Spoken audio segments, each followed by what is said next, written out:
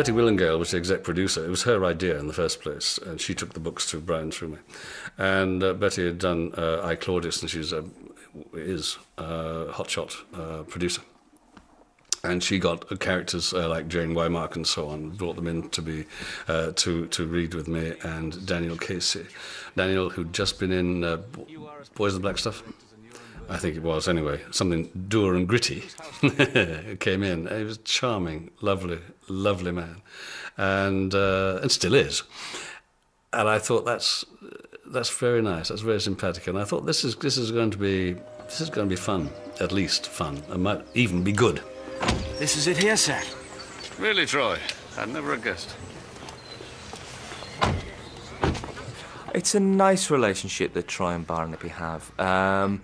I think from Troy's point of view, he sees it as a kind of mentor-pupil relationship. I think he really looks up to Barnaby, and I don't think he'd ever admit it. But he's constantly trying to seek his approval.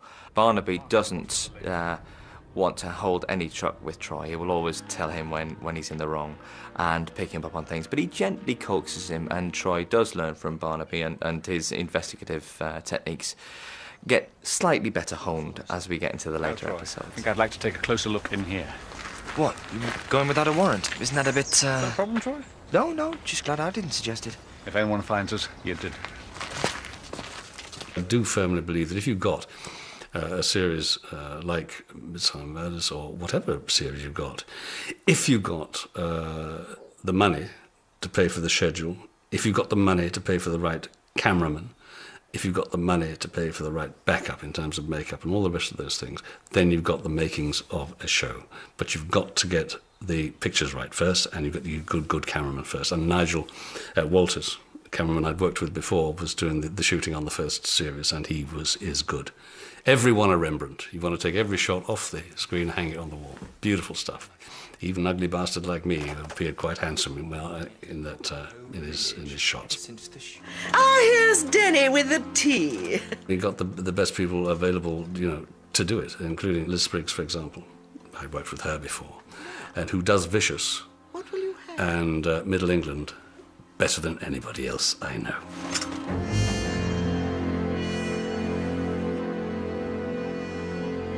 The diamonds are Marmite, the spades are jam, the hearts are tuna, and the clubs are sandwich spread.